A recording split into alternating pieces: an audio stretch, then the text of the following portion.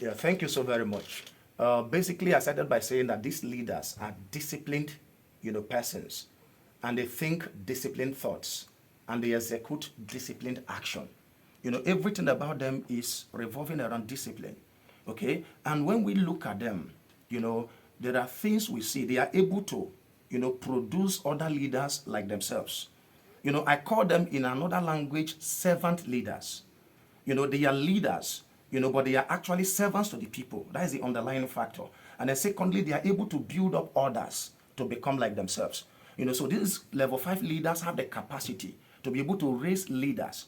It's like trying to use the ball game of multiplication here.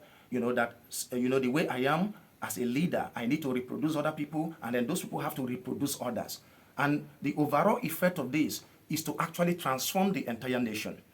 Okay, so but if you want to look at them, these disciplined people who think disciplined thought and execute disciplined action, we must stand out, two basic foundations in these leaders. Number one, is justice. Justice. They believe in the rule of law. And then number two is righteousness. That is the right way of doing things. Let me not use the word righteousness because it will carry people to the other side, thinking that we are in a spiritual environment, Okay, so now let me just say this clearly. These are two basic foundations that every nation that must be transformed must strive. If there is no rule of law, that's why when I look at Nigeria, I still say we are not ready. Look at the Lee Kuan Yew model, for example, how he grew Singapore. He started by these two basic foundations. He started, the rule of law, justice. And then when he has, to a reasonable extent, established this, and everybody is conscious about obedience to law, and then he now started telling them again the right way to do things, and he was able to market, this idea to the people. Today, even Nigerians are going to Singapore as a destination. Today, they have the best refinery in the world. Meanwhile, they don't produce oil. Today, they have in fact, the highest GDP, higher than even the USA, because people, they had a leader in the person of Lee Kuan Yew, a level 5 leader who understand, how to build a nation from the scratch. So if I look at Nigeria, I will ask a question.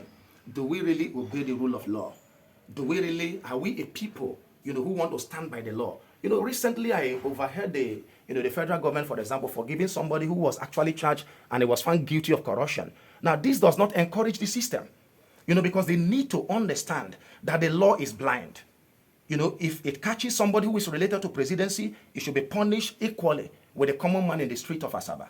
It should be the same. So until we get this, and we are saying every level 5 leader are conscious of these basic factors, that number one, there should be rule of law and order. And then number two, there must be a right way of doing things. And they show this by example. That's why I call them servant leaders. They don't see themselves as lords over the people, but they see themselves as the servants of the people. So every good leader is one, who believes that is a servant to the people, not a lord to them. Unlike what we have in the political sphere today,